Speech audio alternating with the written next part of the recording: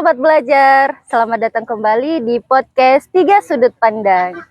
Oke, saya Ismayanti Samad. Kali ini kita akan membahas topik yang sedang krusial di lingkungan sekolah, yaitu pentingnya penanaman akhlak mulia untuk mencegah kenakalan-kenakalan murid yang ada di lingkungan sekolah.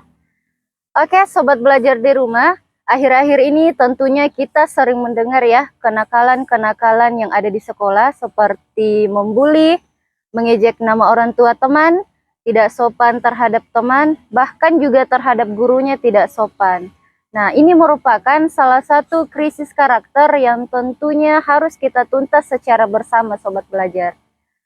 Nah, oleh karena itu, Sobat Belajar, kali ini kita sudah kedatangan narasumber yang sangat luar biasa, yakni Bapak Muhammad Ridwan. Halo Bapak. Nah, beliau ini adalah salah satu guru bimbingan dan konseling dari sekolah menengah pertama. Dan juga tentunya beliau adalah guru yang sudah memiliki banyak pengalaman. Baiklah Sobat Belajar, mari kita bersama membahas tuntas kasus ini bersama dengan Bapak Muhammad Ridwan. Baik, halo Bapak, selamat datang di podcast kami. Nah, langsung saja, menurut Bapak nih, mengapa pendidikan atau penanaman moral atau karakter atau akhlak mulia itu menjadi kunci utama untuk mengatasi kenakalan-kenakalan murid yang ada saat ini? Penanaman akhlak intinya adalah fondasi. Sebelum anak-anak menguasai ilmu pengetahuan, mereka harus memiliki self-control dan empati. Kenakalan seperti bullying, merusak fasilitas sekolah, semua berakar dari dua hal ini. Yang pertama, tidak mampu mengendalikan diri, serta kurangnya empati terhadap orang lain. Ya, betul sekali Pak. Seperti yang kita lihat, misalnya kasus mengejek nama orang tua teman, dan juga kasus menjelekkan MBG di sekolah. Nah, menurut Bapak nih, bagaimana penanaman akhlak ini bisa menjadi solusi yang spesifik? Untuk kasus seperti itu, kita perlu menanamkan nilai, apresiasi, serta penghormatan. Anak perlu diajari bahwa setiap individu, orang tua, dan latar belakangnya layak dihormati. Ini adalah manifestasi dari akhlak tawadu dan toleransi. Begitu nilai ini tertanam, menghina, mengejek orang lain, kan kepada orang tua, mereka akan terasa bersalah secara moral bagi mereka. Lalu bagaimana dengan murid yang melakukan perusakan fasilitas sekolah? Bukankah ini juga termasuk salah satu kenakalan murid yang merugikan banyak pihak? Tepat sekali. Ini adalah bentuk ketidakpedulian dan rasa tanggung jawab yang dimiliki oleh anak-anak. Sekolah harus bisa mengajarkan bahwa fasilitas adalah milik bersama. Di sini akhlak yang perlu ditanamkan adalah rasa kepemilikan dan tanggung jawab. Jika ini sudah tertanam pada diri mereka, mereka akan dengan sendirinya menganggap bahwa sekolah adalah rumah kedua mereka. Dan dengan sendirinya, dia akan ikut menjaga semua fasilitas sekolah. Ya, betul sekali Pak. Namun, selain kedua kasus yang sudah kita bahas tadi, hal yang sering menjadi perhatian, bahkan Sobat Belajar di rumah juga tentunya sudah tahu, yakni mengenai kurangnya rasa hormat atau rasa sopan murid terhadap teman, bahkan terhadap gurunya sendiri. Nah, menurut Bapak sendiri, bagaimana cara mengatasi interaksi sosial ini dengan pembelajaran akhlak? Itu tentang akhlak, adab berinteraksi atau etika sosial. Kepada guru harus ada akhlak ta'zim. Bukan hanya karena posisi, tetapi guru adalah penyampai ilmu.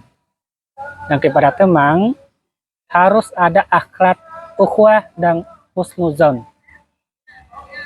Pendidikan akhlak mengajarkan cara menyampaikan pendapat yang benar, berperilaku yang baik, cara memecahkan masalah tanpa emosi.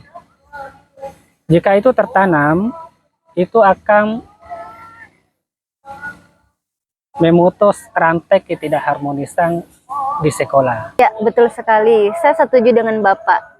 Semua masalah ini sepertinya kembali lagi pada satu titik, yaitu pendidikan di rumah. Nah, oleh karena itu ada istilah yang sering kita dengar, peran orang tua dalam pendidikan anak. Ya, betul ya Pak. Baik, selanjutnya nih Pak, menurut Bapak sendiri sebagai seorang guru, bahkan juga sebagai seorang orang tua, seberapa besar peran orang tua dalam penanaman akhlak untuk mencegah kenakalan-kenakalan yang dilakukan oleh murid sekarang ini? Peran orang tua itu sangat fundamental. Bahkan bisa dibilang 70% itu keberhasilan ada di sana. Keluarga adalah madrasah pertama. Akhlak tidak bisa diajarkan hanya di sekolah. Orang tua harus menjadi teladan bagi anak-anaknya. Jika di rumah sering bertengkar,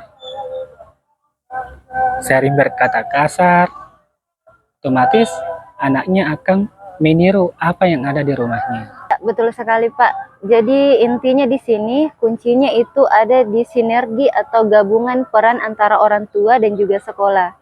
Yang dimana peran orang tua atau di rumah itu ada teladan-teladan orang tua, sedangkan di sekolah ada peran dari pendidik atau guru itu sendiri. Ya.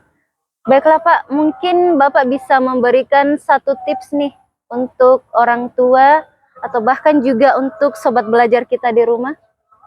Tentu, untuk sekolah, jangan hanya mengandalkan mata pelajaran pendidikan agama. Jadikanlah akhlak sebagai budaya sekolah. Contoh, budaya 5S harus diterapkan ke semua warga sekolah. Dan untuk orang tua, jadilah cermin. Anak tidak akan mendengarkan nasihat Anda, tetapi anak akan mencontoh, meniru apa yang Anda lakukan di rumah.